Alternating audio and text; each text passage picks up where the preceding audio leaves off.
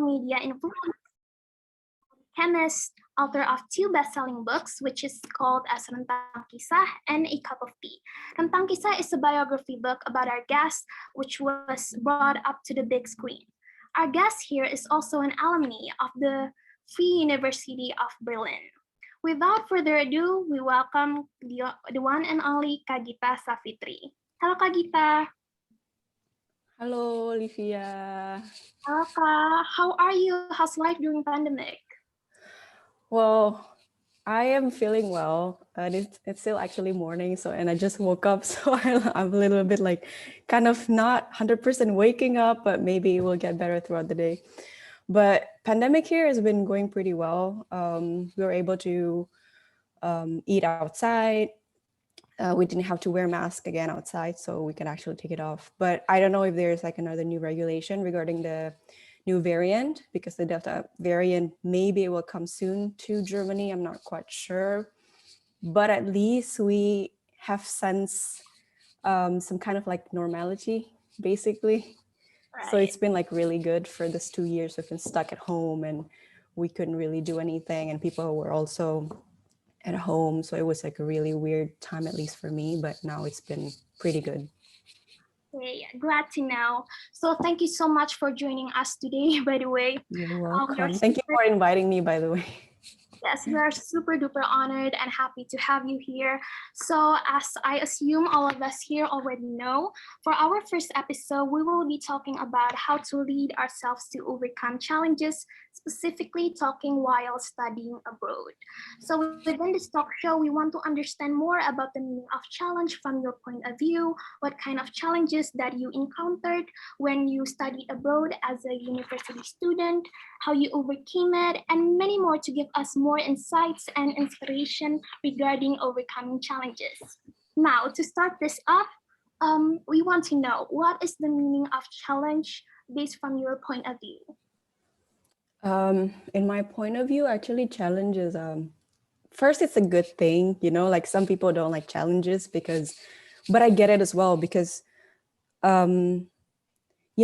breaking away from like the familiarity, it's always like, it makes you nervous and stuff.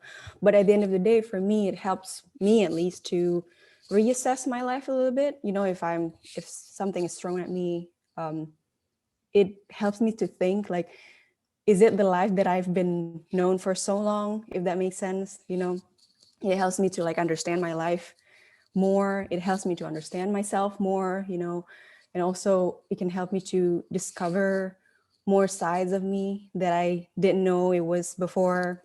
Like, for example, I didn't know that I'm a person who is longing for independence.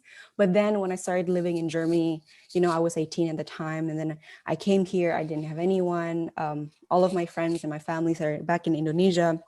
But then I realized that I actually enjoy this kind of life because, for the first time in my life, actually, I was able to function by myself, and I was able to make decisions by myself. So challenge, we all need that, otherwise we cannot move on with our lives, basically.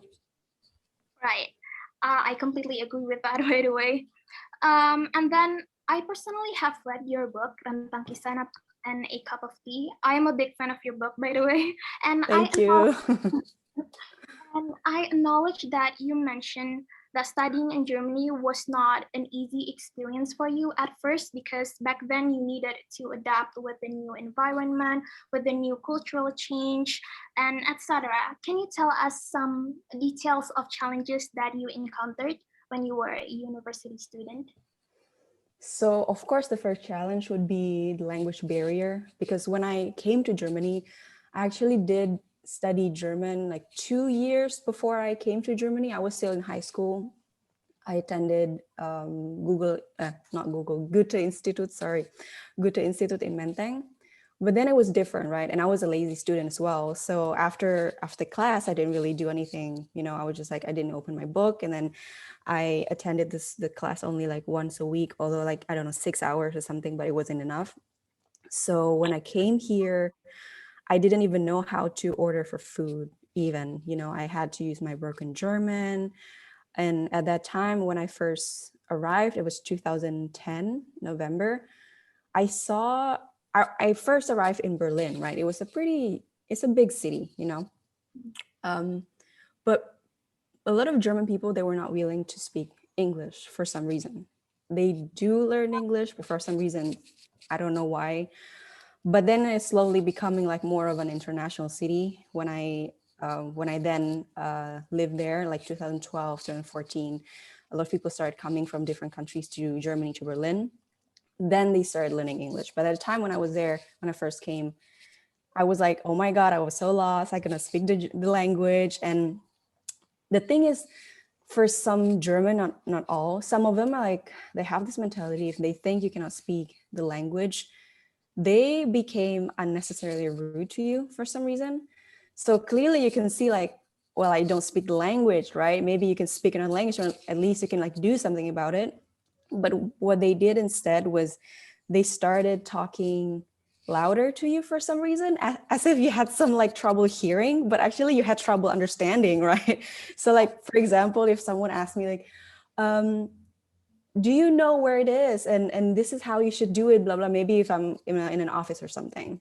And then I'd be like, oh, well, I don't know. And then they started like speaking so loud to me, like, oh, please, I can hear you well, but I don't understand what you're saying.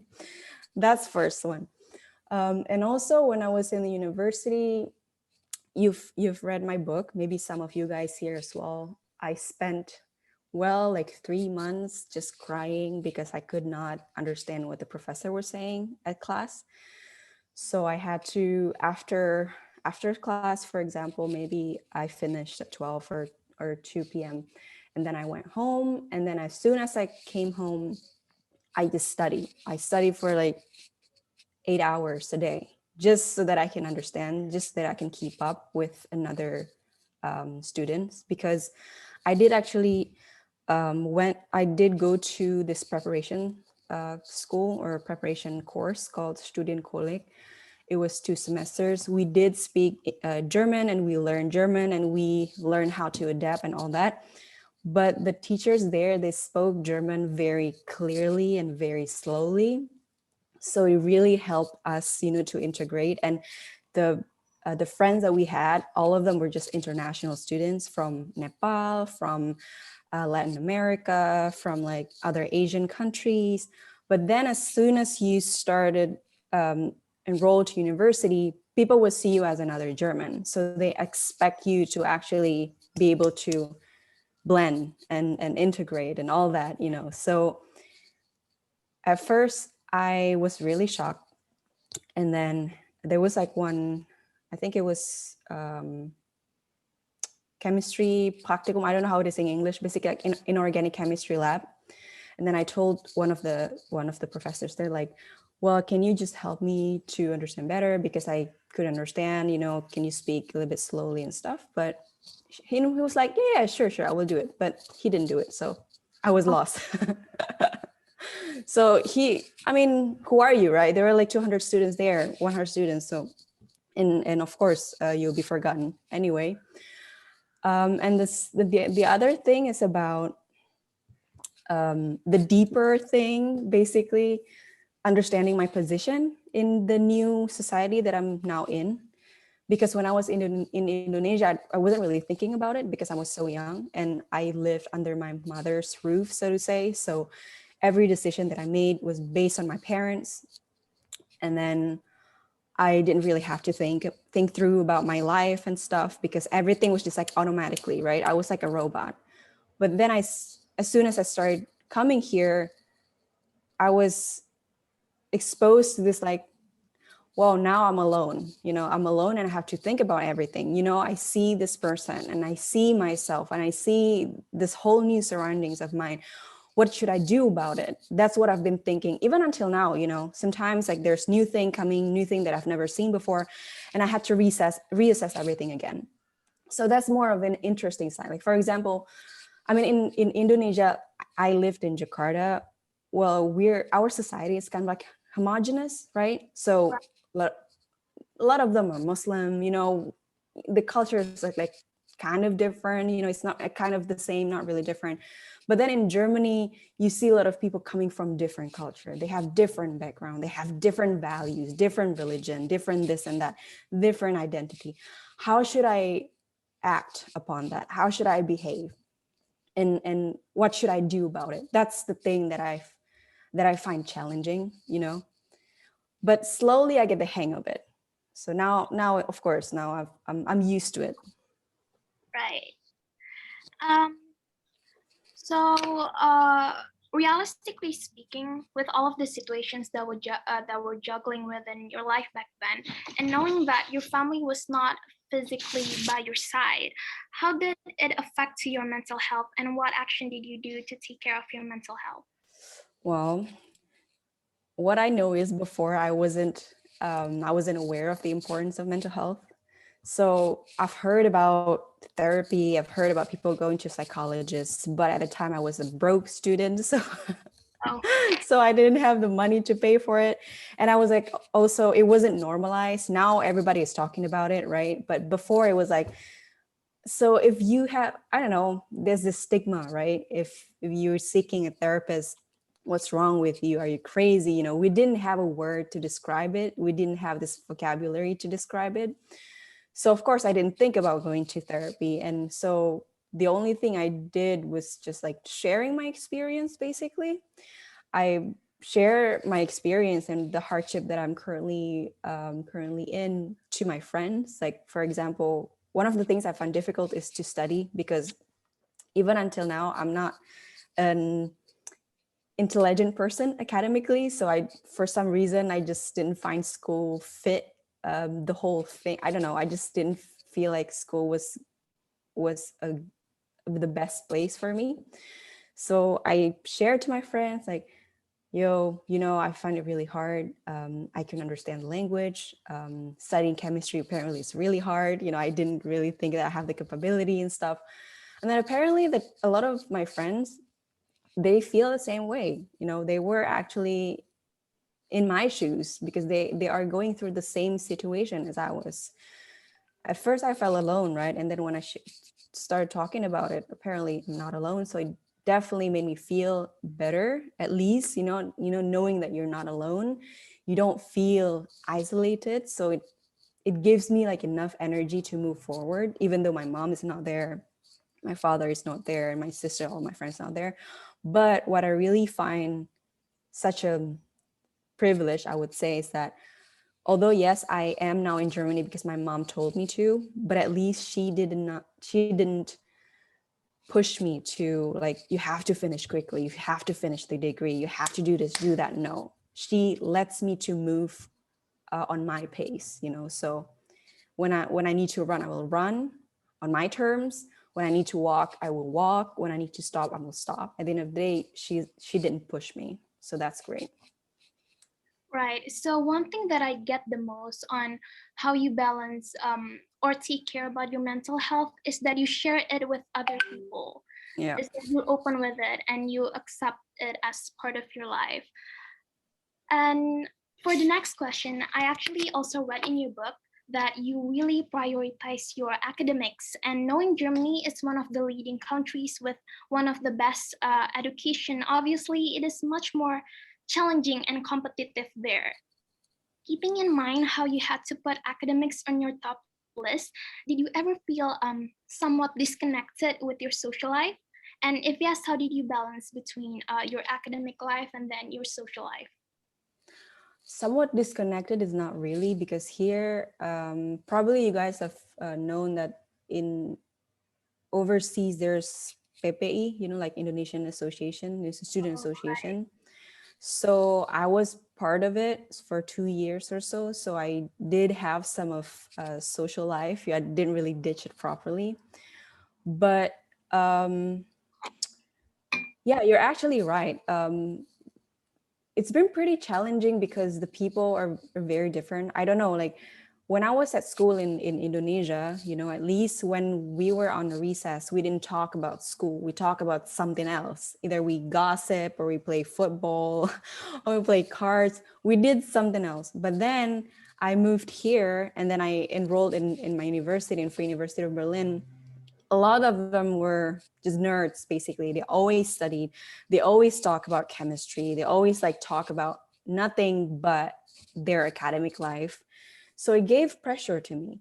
And actually, if I can be honest here, studying in Germany kind of like gave me trauma a little bit, because there's one ex-friend or friend I had before.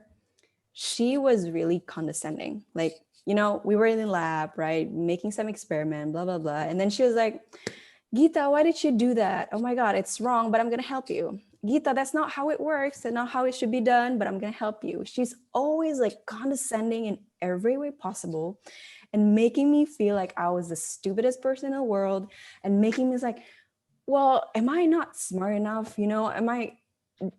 Maybe I don't belong here. Maybe I don't belong in this university, right? So it left me like a lot of trauma even until now. That's why I ditched my master's, because of that. Because when I then started doing my master's, I felt this experience back in this memories of being condescending and all back again. So I was like, oh my God, no, I'm still not in a good place. So I just ditched my master's. But anyway, it was like, it made me feel really hard, so that's why I decided to find another like friends, like another like circle that can help me to go through that. It's accepting, that can like help me to go through college. So that helped. Right. So it is very important for us to pick our surroundings. It is okay for us. It's even our responsibility if we are in a toxic surrounding Yeah, to yeah, actually get completely. away from it and not Yeah, continue on it. yeah, Right. yeah. Actually, I came across this information where you finish your thesis for graduation around the time when you also were writing your book Rentang Kisah, which Yeah, then brought out to exactly. the screen. Some of us, not just high schooler probably, but also people from various group of ages, are struggling with time management. Maybe we can have some tips and tricks from you. Yeah, you're actually right. When I wrote my thesis, my bachelor thesis, actually I also wrote my book at the same time. So what I did was, in a week, from Monday to Friday, I would stay in the lab from 8 to 5, just like a regular person going to work. And then I do my thing, blah, blah, blah.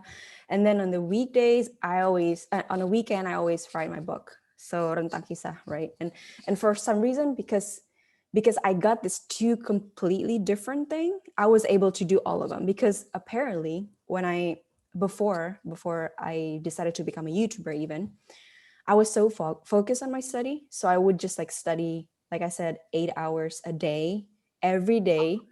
Wow. I didn't realize I was really stressed, right? But because of the pressure that I was feeling, because I felt like maybe I need to work a lot harder than anyone, because I feel like I'm stupid. I feel like this is really hard for me. I've never done this before. This is really challenging. So I have to work harder. I didn't realize it was so hard for me, and I was really stressful. And then I got sick. I got tuberculosis, and I had to stay in the hospital for more than 40 days because I was really stressed as well. And I get the stress induced eczema. I have like skin problem as well. I didn't eat properly, all this stuff. Of course, if you're stressed, your body will also feel it, right? That's why I decided to, maybe I should do something else that's completely different, so that it can help me to forget for a moment that I am currently studying and I have to finish my degree.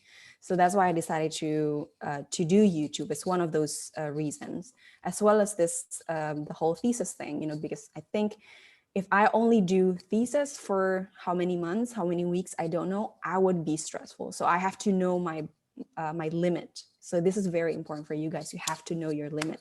It's good to push yourself, but at the end of the day, if you're keep pushing yourself, you can be burnout. Like I'm actually still experiencing burnout right now from social media, because I pushed myself too hard. I didn't really understand my limit for social media. So it's really bad. You suddenly lost focus. You suddenly didn't want to do anything. You suddenly lost interest. You lost motivation. You could not sleep. So you have to really know your limit. So that's what I did. I knew my limit at a time. So it really helped me. Well, it went really well. Even a week before I did my defense, my thesis defense, I actually went to Dubai with a brand. And then I did the whole fashion show thing. I attended fashion show, and I also did, I forgot where you jump from the plane, skydiving. I did all of that. And afterwards we went back to the hotel, and what I did, I just studied for my thesis defense. And at the time, I stayed with Mbak Suhai Salim. Maybe one of you guys know. She's also the top YouTuber in Indonesia, and she kept asking me like, "Gita, what are you doing? I have to study, but otherwise, because I have a thesis defense. When? Next week? You're crazy." But it's actually great, you know. Like, it helps you to, I don't know. I feel like it makes you feel like alive again. I feel like challenges.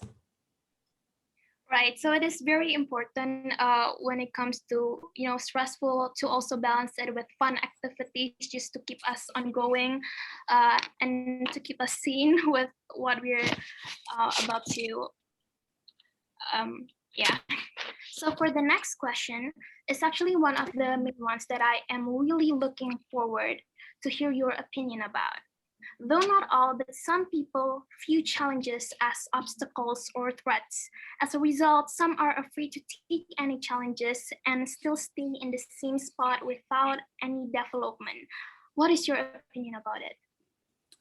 Like I said in the beginning, challenges is a good thing because it makes you feel alive. Like maybe some of you guys can relate when we are traveling, for example. You know, that's one of the reasons why I love traveling so much, is because I cannot stuck in this life that I've known so far. I cannot stuck in my bubble, you know. I cannot stuck in this like automatic mode, you know, where I know what to do, I know how to think, I know how things work.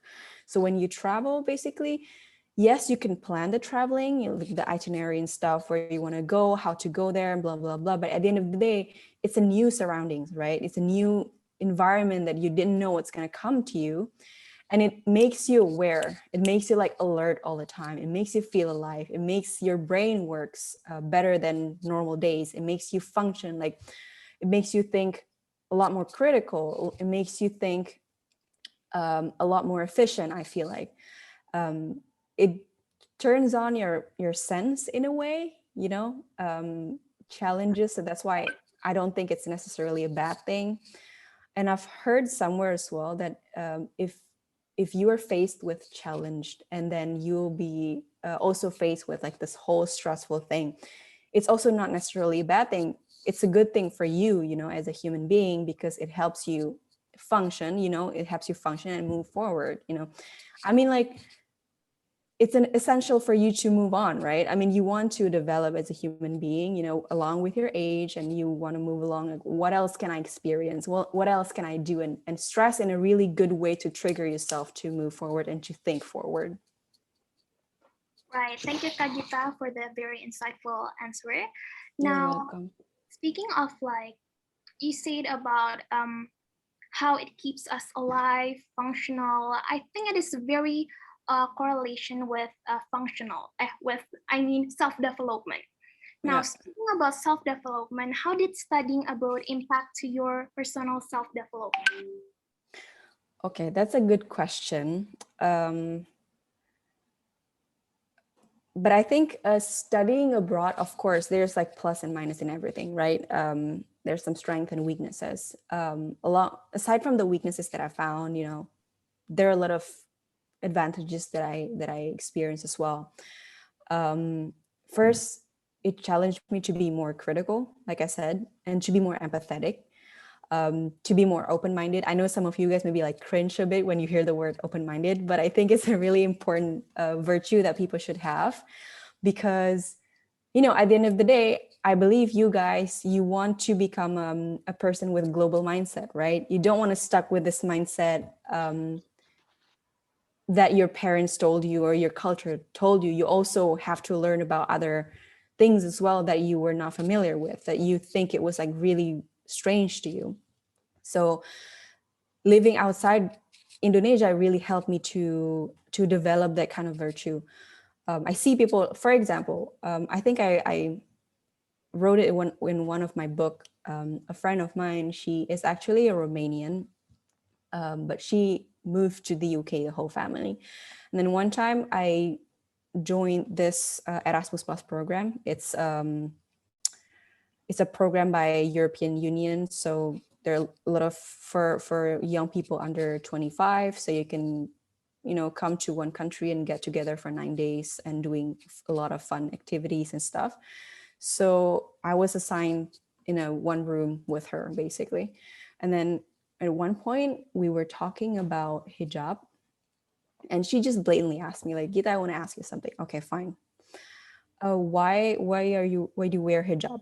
And I was like, well, I wear it because I want to, because like I feel like I want to, and I feel like I'm more comfortable wearing it, so that's why I wear it. And then she suddenly just told me, well, I don't know, I think it can be like oppressive to women, of course. She doesn't come from Islamic background. She doesn't understand that at the end of the day, women can choose whatever they want to wear. So of course she has that way of thinking.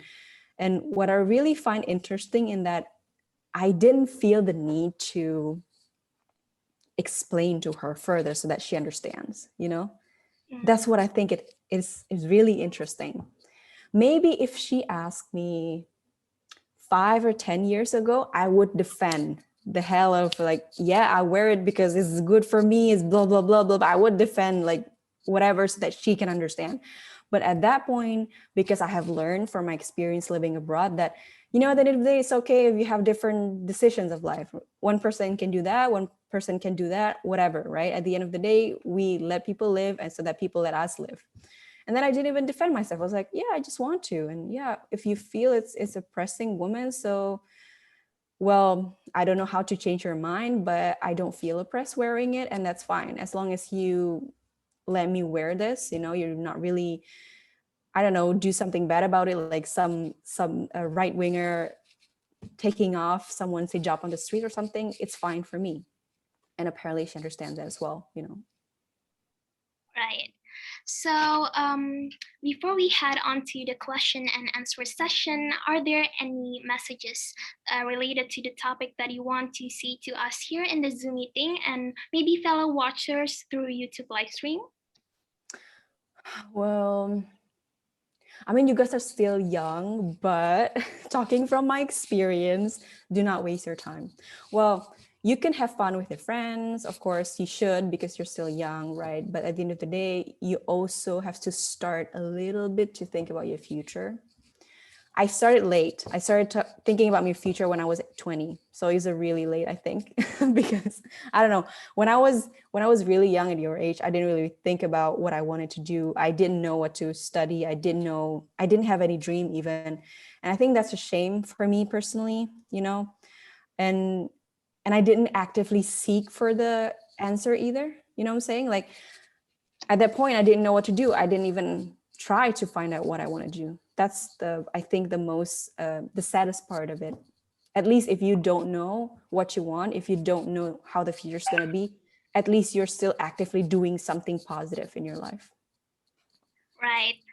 Thank you, Kagita, for all of your insightful answers. Now, for dear participants, our operator has sent the Slido link for you to submit your questions, and as well as for the access steps or procedures. Now our operator will share the screen of the application to me for me to read the questions starting from the most voted one.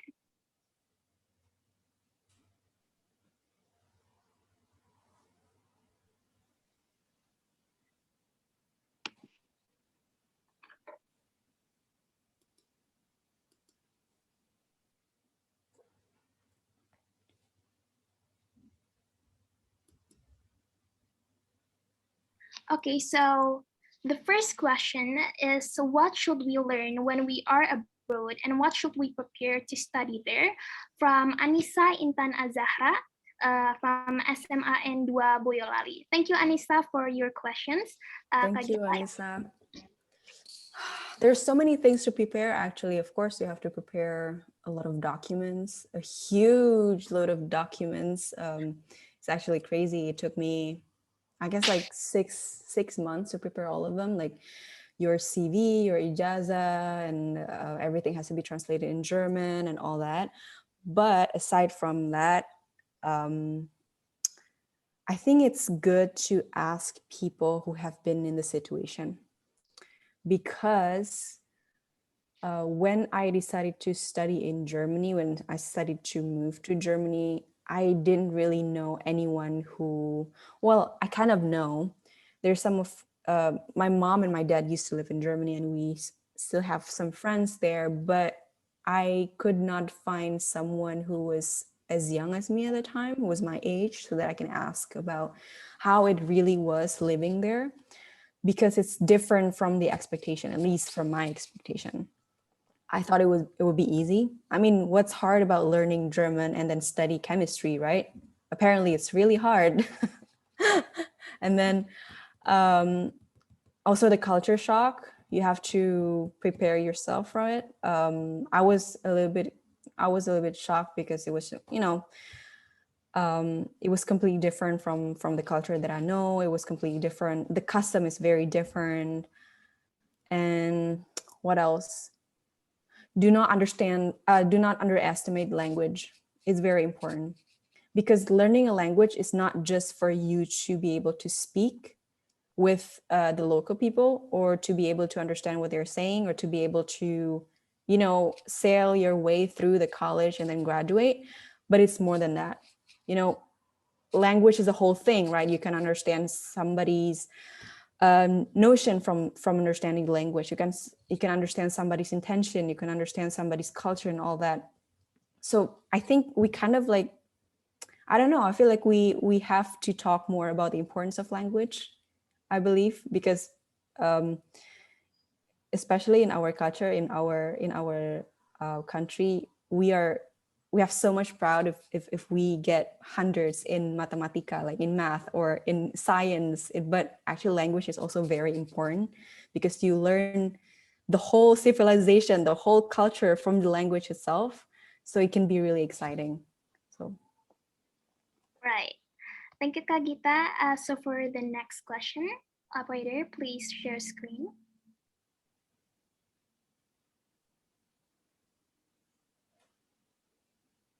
The next question is asked by Shiva Katrunada from SMAN 1 Tangerang. Thank you, Shiva.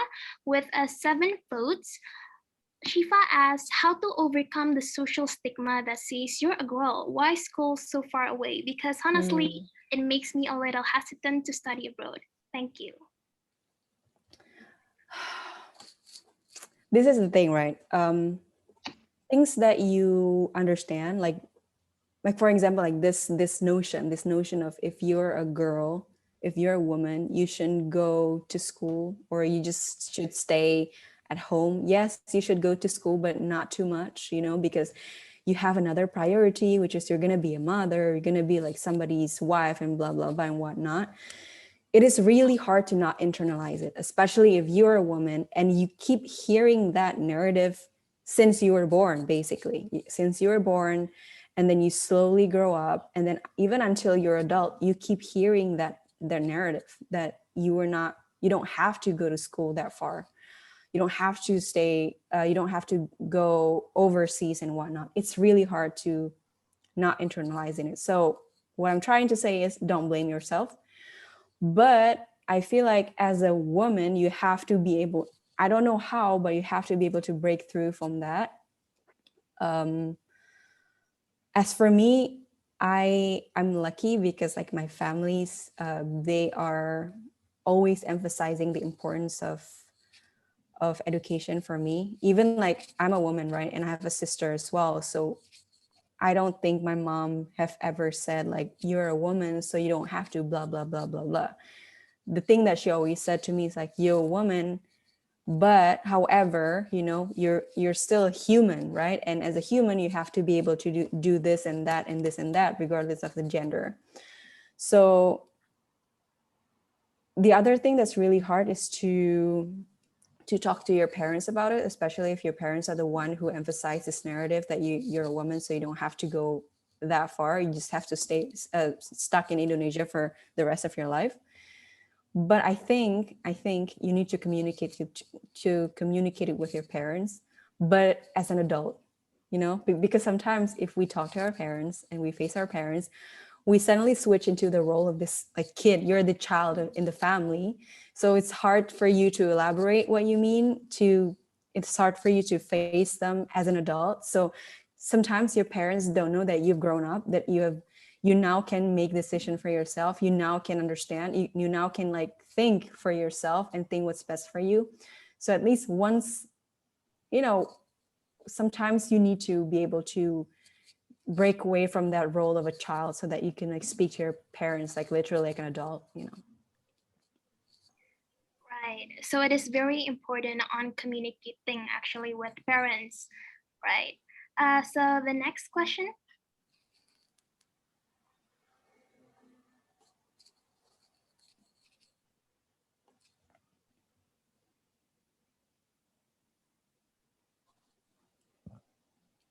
For their third question, we have here from Zulfa Hanifatul Iza from SMAN Satu Subang. Zulfa asks, what the first step to learn English? Oh, this is more of a tips and tricks to learn about English. Okay. Well, my English is not perfect either, but I try. So for me at least, I always try to watch everything in English. I try to not use Indonesian subtitles. I always try to use just like English CC. When I watch Netflix or Disney Plus or whatever, YouTube even.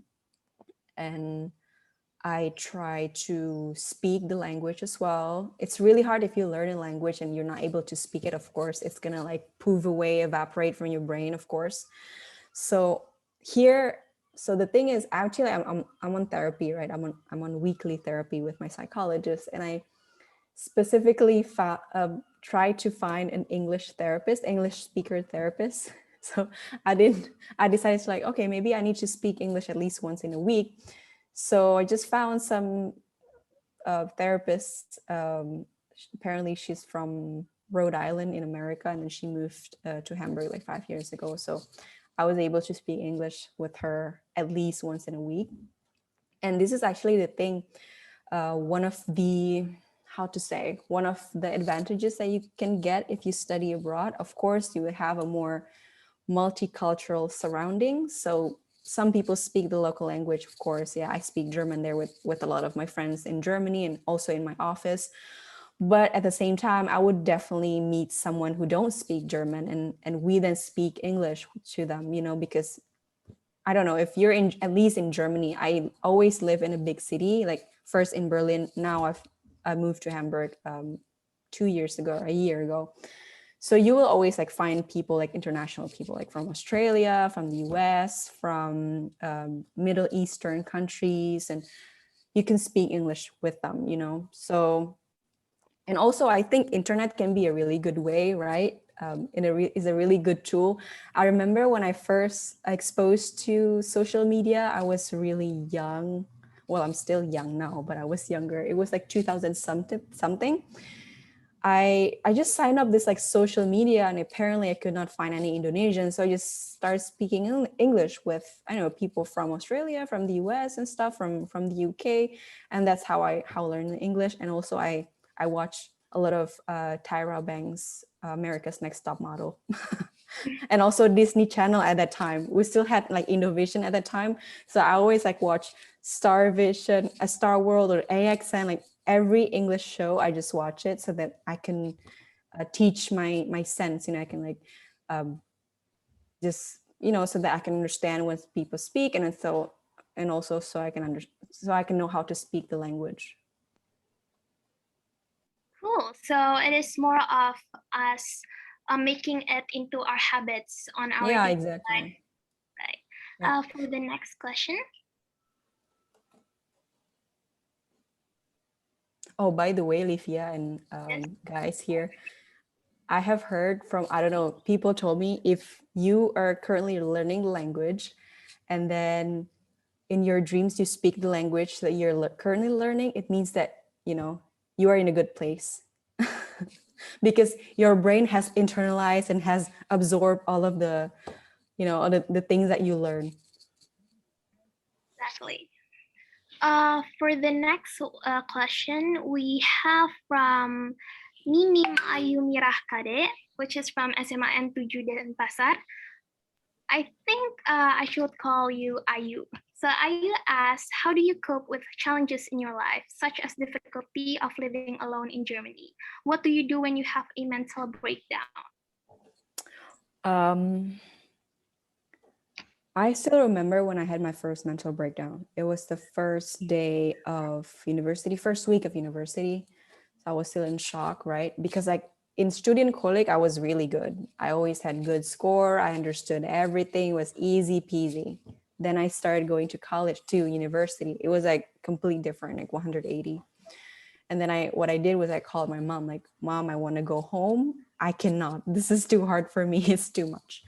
And then the thing that she said that I still remember, she said, you can't go home because we have spent so much money and you spend so much time and energy so that you can be there, just finish what you start. And my mom always says this, if you do something, you have to think it through, you have to make a mindful decision, because when you start something, you have to finish it.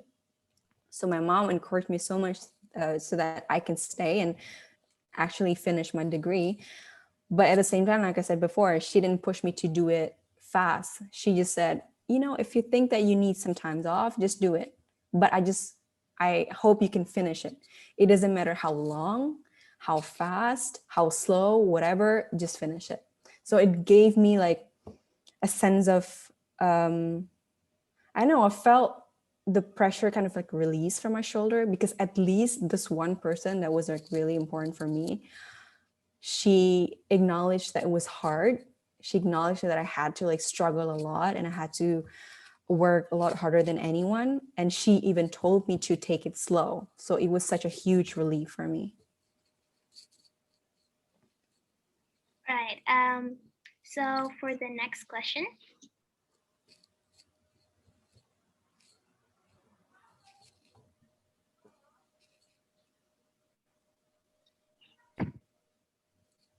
okay, up at front we have Tahlirstri from SMA N70 Jakarta. Tahlirstri asks, how do you find your interest, especially in chemistry, and why do you decide to go study abroad? Okay, I think I'm gonna like share my story. This is a bit long, so disclaimer. Actually, I didn't choose to study chemistry. It was my mom to tell me to pursue engineering, because like my mom, typical mom that was born in 1960s. So they thought that engineering is the best way to earn money. So she told me like, Gita, actually, I wanted to pursue art, but my mom didn't give me the permission. And I was kind of like, well, I don't like math, right? I don't like physics, I'm really struggling with those subjects. And I just started to bargain with my mom, like, what about chemistry? Because I remember I was really good at it when I was in high school, because it was easy. Like, chemistry in high school is pretty easy for me, at least. In student college was really easy as well. How about chemistry? Because I think I can still deal with it. I have to like do this thing. I cannot really imagine myself doing engineering for, I don't know, 5-6 years. I don't know how many years I would spend in university. If I hate it, I don't think I can suffer more. So I was like, let's do chemistry. And I was like, it's kind of like similar to engineering. It has a really good job prospect and whatever.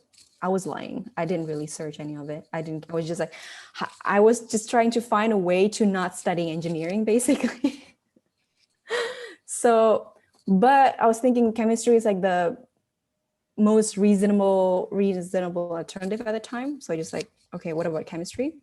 And then when I studied, it was really hard. I was kind of like, I should have not studied chemistry. I was really struggling so hard, but apparently I went through. But now I'm really happy that I studied chemistry, though, because now I work in industry that I really love the most, which is cosmetic.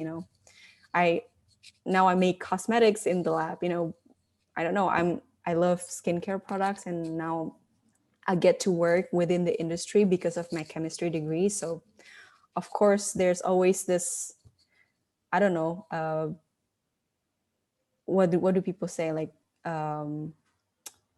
lights at the end of the tunnel, I guess. You have to suffer first, and then at the end of the day it was not that bad actually. Right.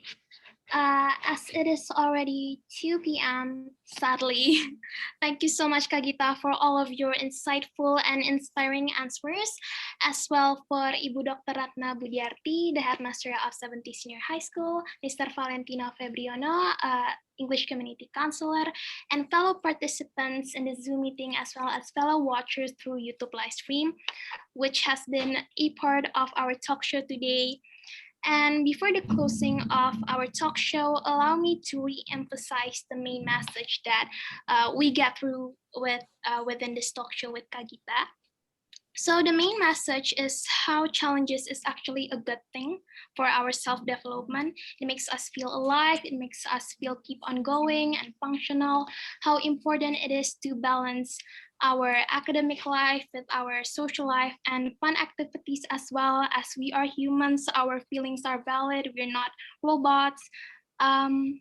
As well, let's not see challenge as an obstacle nor as a threat. Do not let it get into our way of moving forward for our own self-development. Rather than that, let's just see challenge as an opportunity or another stepping stone for us to become the better version of ourselves. With that being said, thank you very much, Kak Gita, Savitri, and fellow participants, fellow watchers, for being a part of our first talk show. Looking forward to seeing you in our next Listen with EC, only on 70 English Community. Thank you. Thank you, Bu Ratna. Actually, my mom's name is Ratna as well, so I feel like I was calling my mom. Thank you, Bu Ratna. Thank you, Sir Valentino, and thank you guys for tuning in. Stay healthy. Thank you, Gita, for sharing your story. Thank you so much, sir. Thank you, Livia. Thank you, Kak Gita. You're welcome. Savitri, thank you, Livia. Thank you, thank you, Mr. Valentino. Okay, thank you, Bu Ratna. Okay, I'll Thank see you. you. Okay, thank you.